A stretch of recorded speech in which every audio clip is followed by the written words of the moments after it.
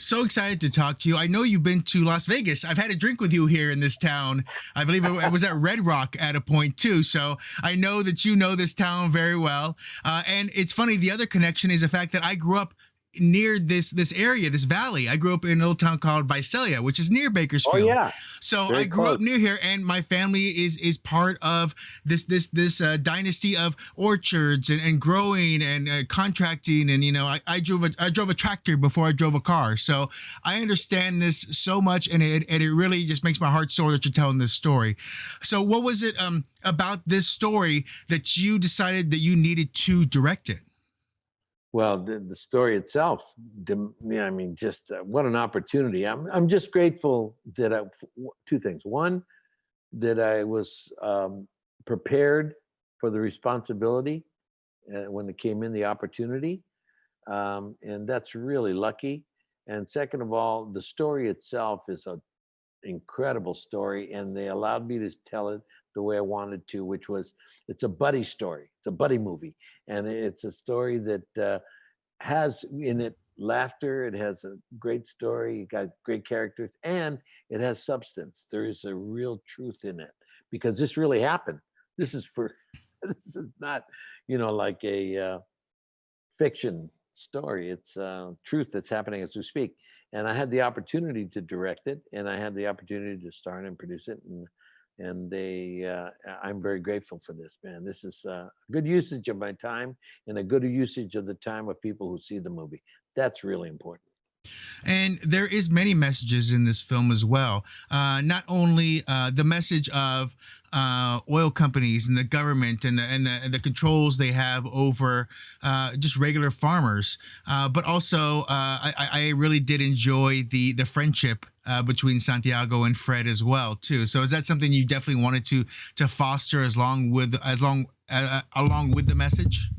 I wanted that to be the central part of the story was the relationship. It's a buddy movie, and between the two characters of Santiago and of Fred, and David Strathairn is a brilliant actor, man.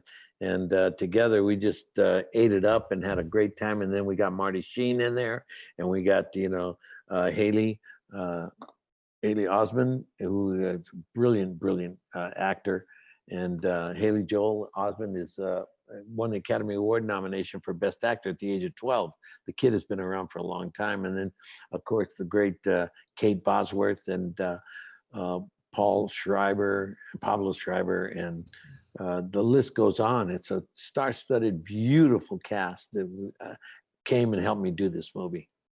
And that's something that I definitely felt when I watched this film too. That everyone who came in, even though it was a very serious subject, I felt like it was a fun set too. Did that feel that way when you were shooting? And more importantly, you got to have them out on the land and enjoying their different characters, which were all very singular.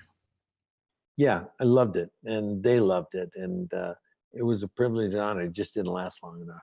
It was only 6 weeks of shooting, and just it went by like that. It went by really fast, and I think that people really appreciated working on it, and I think the outcome has been very, very strong and very good.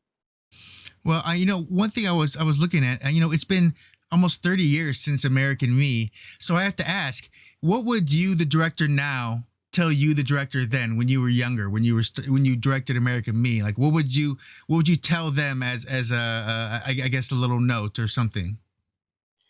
As far as the acting is concerned, and as far as the what I was doing then and what I'm doing now, it's been an evolutionary process, and I'm very grateful that I got to do American Me, and I'm very grateful that I got to do, Walk Out, and I'm very grateful that I got to direct Miami Vice and Battlestar Galactica, and direct now this film. But it's been a hard journey because these stories are hard to make. It's They're not the normal kind of film that you would see made, and it's something that's a privilege to make these kind of films because it's entertaining. You laugh, you cry, you think, and but it's really got a solid substance to it, man. It's worth the hour and a half to 2 hours that you put into to to watching this film. It's worth the time because you get entertained, but at the same time you get food for thought in a big way. And that seems to be the world now, is the ability to convince people that change is still possible, because there's a lot of downtrodden people who believe that things are out of their hands, but telling them that the possibility of change, that vote matters, things like that, I think is a very powerful message. And is that something you want also to be encapsulated in this, to them to embrace the fact that change is possible?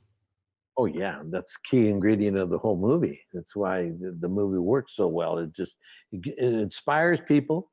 It allows them to focus and understand themselves better, and it does make them think.